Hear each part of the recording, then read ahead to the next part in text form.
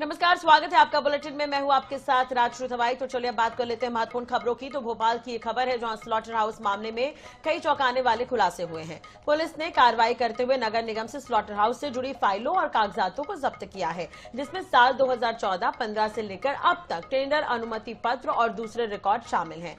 इसके साथ ही पुलिस प्रभारी सहायक यंत्री सौरभ सूद समेत 2 कर्मचारियों से लगातार पूछताछ भी चल रही है। अब तक स्लॉटर हाउस में तैनात नगर निगम कर्मी वसीम खान, सलीम खान, राजा खान, शेख यूसुफ, वहीद खान, मोहम्मद फयाज खान, ईसा मोहम्मद और अब्दुल रहमान को सस्पेंड किया गया है। यूसुफ खान, अब्दुल हकीम और मोहम्मद रफीक नाम के कर्मचारियों को नोटिस जारी हुआ है। आपको बता दें कि स्लॉटर हाउस कांड में आरोपियों से पुलिस को जो जानकारी मिली है उसके मुताबिक भोपाल से गोमांस अरब देशों में सप्लाई होता था। हड्डियां चीन भेजी जाती थीं। गोमांस को शिपिंग कंटेनरों के जरिए मुंबई भेजा जाता था। वहां से गल्फ देशों में सप्लाई किया जाता था। गोमांस तस्करी का रैकेट देश के कई राज्यों जैसे कि बिहार, बेंगलुरु, हैदराबाद और महाराष्ट्र में फैला हुआ था। आपको यह भी बता दें कि स्लॉटर हाउस संचालक असलम कुरैशी उर्फ चमड़ा और उसका ट्रक ड्राइवर शोएब रिमांड पर है, जिनसे लगातार पूछताछ चल रही है। पूछताछ में ट्रक ड्राइवर ने कबूल किया है कि उसे एक ट्रिप के 15,000 रुपए मिला करते थे।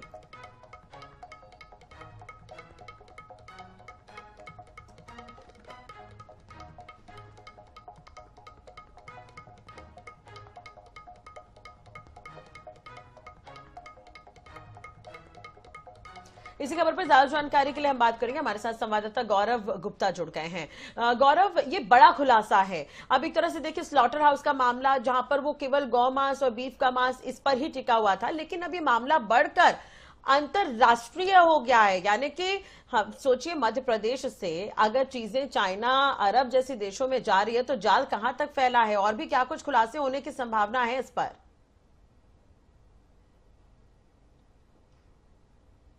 देखिए, जब इस पूरे मामले का खुलासा हुआ था उसी दौरान इस बात की आशंका जताई जा रही थी कि जो गौ मांस है वो देश के बाहर सप्लाई होता है, क्योंकि देखिए देश में तो गौ मांस की खपत इतनी नहीं है जितने खाड़ी देशों में या बाहर के देशों में है। जब इस मामले में जांच शुरू हुई थी तो शुरुआत में काफी ढील भी इस मामले में बरती गई थी, लेकिन लगातार जब इस मामले में हंगामा हुआ तो पुलिस विभाग की तरफ से SIT का गठन किया गया। और अब SIT के गठन होने के बाद जब असीम कुरैशी जो इस पूरे मामले का मुख्य सरगना है उसकी रिमांड ली गई है, तो 3 दिन की रिमांड में इस बात का खुलासा हुआ है कि बड़ी संख्या में, बड़ी मात्रा में जो गौ मांस है वो देश के बाहर सप्लाई होता था और अरब के देशों में सबसे ज्यादा ही सप्लाई होती थी। इसके अलावा एक बात और यहां पे निकलकर सामने आई है कि जो गौ मांस कटने के बाद जो हड्डियां बचती थी उनको चीन भेजा जाता था। कहीं ना कहीं एक पूरे अंतर्राष्ट्रीय रैकेट के तौर पर इस बात का खुलासा हुआ है। इतना ही नहीं, भारत के ही कई राज्यों में असीम कुरैशी का जो कारोबार है वो फैला हुआ था और इसी के चलते पुलिस अब इस पूरे नेटवर्क को खंगालने में लगी हुई है। इस पूरे मामले से जुड़े कई लोगों को अब तक पुलिस नोटिस भी दे चुकी है। वहीं बताना चाहूंगा, इस मामले में जो असीम कुरैशी का ड्राइवर था उसकी भी रिमांड ली गई है और उसने इस बात की जानकारी दी है कि प्रति ट्रिप उसे 10 से 15,000 रुपए का मुनाफा होता था।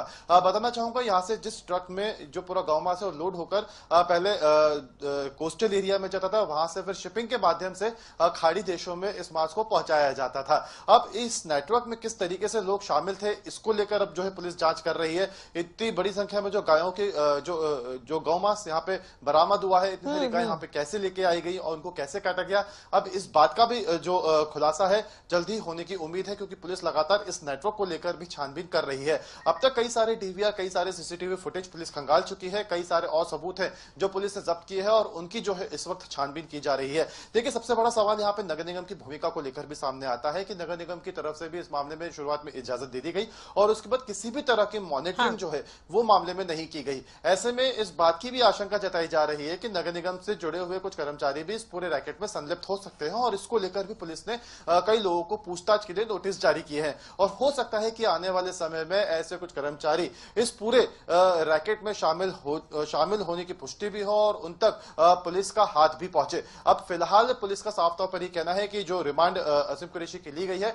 उसमें अभी 1 दिन और बचा हुआ है और 1 दिन के इस रिमांड में और भी कई मुद्दों को लेकर, और भी कई सवालों को लेकर उससे पूछताछ की जा रही है और उम्मीद जताई जा रही है कि और भी कई बड़े खुलासे इस पूरे मामले में आगे चलकर हो सकते हैं। लेकिन देखिए, जिस तरीके से इस पूरे नेटवर्क में काम किया जा रहा था, खाड़ी देशों में जिस तरीके से इस पूरे हाँ। मांस को सप्लाई किया जा रहा था, उम्मीद इस बात की भी है कि देश के कुछ ऐसे हिस्से जहां पर इसकी खपत होती है वहां पर भी इस तरह का रैकेट है, उसके साथ भी असीम कुरैशी शामिल हो। अब फिलहाल उस रैकेट को भी पुलिस खंगाल रही है और हो सकता है कि अन्य राज्यों में जब इस रैकेट की जानकारी पुलिस को लेकर तो वहां हाँ। की स्टेट पुलिस के साथ मिलकर इसको लेकर कोई व्यापक तौर पर ऑपरेशन भी चलाया जाए, क्योंकि देखिए संविधान में ही इस बात को लेकर साफ तौर पर कहा गया है कि गौ हत्या पर पूरी तरह से प्रतिबंध लगाने की प्रावधान है। और ऐसे में जब इस तरह की घटनाएं सामने आती है, इस तरह के रैकेट जब सामने आते हैं तो कई बार उस नियम पर भी सवाल उठते हैं जो लगातार जिसका हवाला देते हुए कई संगठन भी काम करते हैं, सरकार भी कई बड़े दावे करती है, प्रशासन भी कई बड़े दावे करता है, लेकिन जब इस तरह की घटना आती है तो इन तमाम लेकिन दावों पर देखिए गौरव, इसमें निगम कर्मियों की भी मिलीभगत हो सकती है, तो क्या उस दिशा में भी जांच हो रही है इस पूरे मामले पर?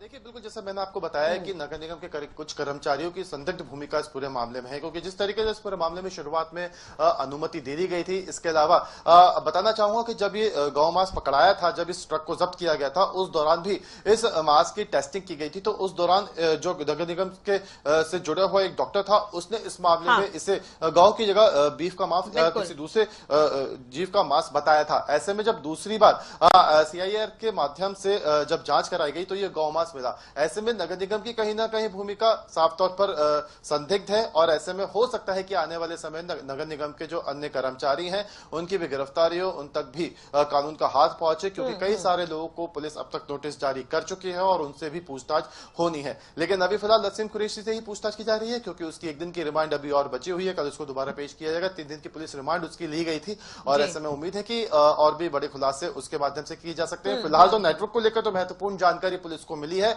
अब इस नेटवर्क में काम किस तरीके से होता था, किसकी क्या क्या भूमिका थी, किस तरीके से जो वहां से वो इसकी जो स्लॉटर हाउस है वहां तक लेकर आया जाता था और कैसे नगर निगम की आंखों में धूल झोंककर या कहें प्रशासन की आंखों में धूल झोंककर इतनी बड़ी संख्या में, इतनी बड़ी मात्रा में मांस को लंबे समय से यहां से भेजा जा रहा था। क्योंकि देखिए अभी का कोई मामला नहीं है, इससे पहले लंबे समय से ही जो स्लॉटर हाउस है उससे गौ मांस की जो सप्लाई है वो लगातार और नेटवर्क को लेकर जो खुलासा हुआ है वो वाकई एक बड़ी सफलता है। देखने वाली बात होगी कि आरोपी कब तक और भी जो लोग इसमें संलिप्त हैं वो कब तक गिरफ्त में आते हैं। नजर बनाए रखेगा। बहुत बहुत शुक्रिया गौरव तमाम जानकारी और बातचीत के लिए।